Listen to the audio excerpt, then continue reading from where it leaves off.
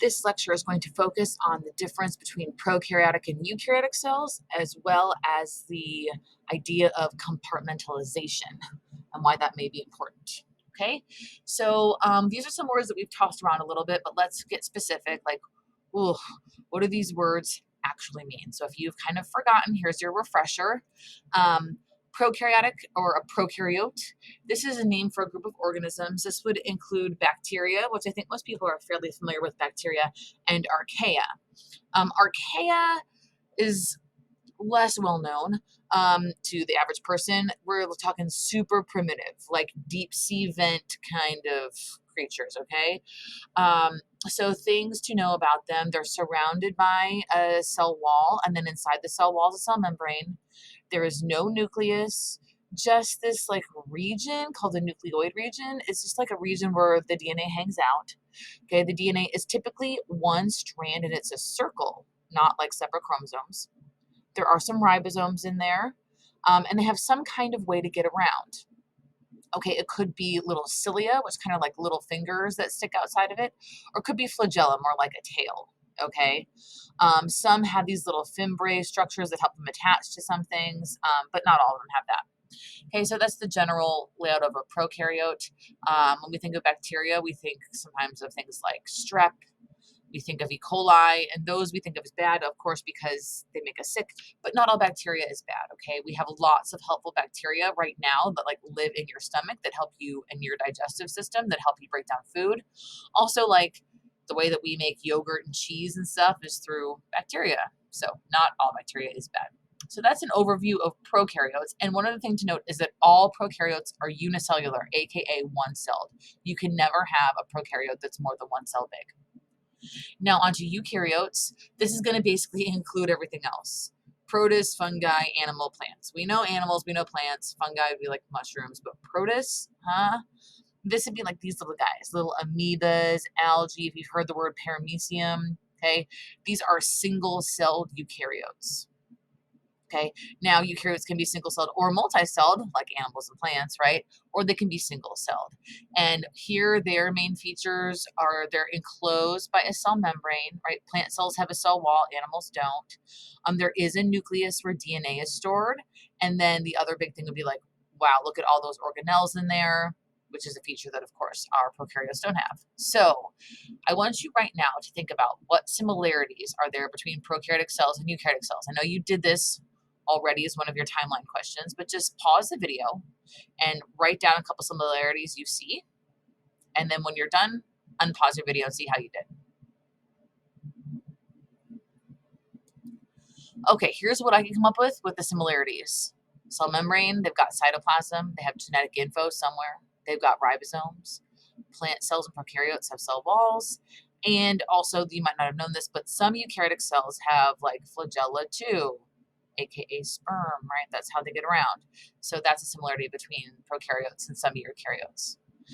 All right, so now let's think about it. What differences do you see? Again, take a moment, think about it, pause the video, and when you've written down your differences, come back and see how you did.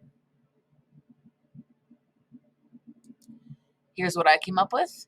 No nucleus in prokaryotes. We got the single circular strand of DNA, basically no organelles, and the size. Because prokaryotes can only be unicellular, that means they're teeny tiny, whereas eukaryotes can be multicellular, so they're typically much, much, much bigger, typically. Okay, so what do you need to know? The defining characteristics of each cell type and how they're similar and how they're different. And here's where we are in the textbook. And now back to compartmentalization. So this is the second half of our lecture. And so we're going to be thinking about, so one of the things in our differences between them, one of the main things, the things that people usually come up with first, the nucleus thing, but basically in general, organelles, right? Eukaryotes have all these organelles and prokaryotes don't, okay? There's a lot more going on in a eukaryotic cell. And so what we're going to be dealing with today is kind of like why that's important. So that's what we're going to be looking at in the next couple minutes. So here's why it might be important to have those membrane-bound organelles. This is going to create a separate space within the cell for certain reactions to take place. These reactions could be digestion, could be cellular respiration, aka making energy, photosynthesis, aka making energy. Okay, so that's going to help these things happen. Now, of course, prokaryotes are going to need energy, right? So what do? Well, all of their reactions happen in the cytoplasm, and that's fine, but it's less efficient if all those reactions are going on together, like all in the same place. They kind of interfere with each other. So if we can keep those reactions separate from each other, it actually makes things more efficient and faster. Okay, so that's an advantage. If we think back to our mitochondria and our chloroplast, remember that these are two of our organelles that have a double membrane. They have an internal membrane and an external membrane, right? Here's the membrane and here's one. Here's a membrane, and here's the other one. Okay, and these organelles are involved with some of the most important reactions separate from the cytoplasm, being cellular respiration, aka taking sugar and making energy from it, and photosynthesis. Okay, so I want you to think back to the cell sizes lab that we just did, and which cells that shouldn't say blue, which cells turned yellow the fastest? Which ones showed the fastest diffusion?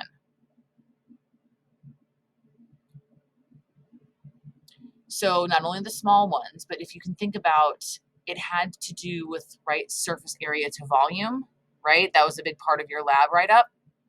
So the cells with the largest surface area to volume ratio had the fastest diffusion rate, okay? Because what we're saying is there was more surface available for the vinegar to diffuse in and get into that volume. So if we can have lots of surface area, it's going to allow for things to happen compared to the actual volume of the cell. So when we look back at this mitochondria here, all of these folds just increases the surface area here available for reactions. So more reactions can take place in these folds, whether if it was just a flat out circle, because we increase our surface area here. Oh, okay. So if we have more surface area, that means more reactions, which is going to just give us like a bigger output. It's going to make us more efficient, which is really important. Okay. So these membranes allow these reactions to be more efficient. And then some structures have this folding thing, which gives them even more surface area, which allows even more reactions to happen. And if we think about cells and cells that have to work really fast, like neurons, okay, if you look up their shape and size, they have a really, really big surface area to volume ratio, which is why they can send signals so fast. Right? So here is, again, just a review, what you need to know about prokaryotic and eukaryotic, and also having those membrane-bound organelles.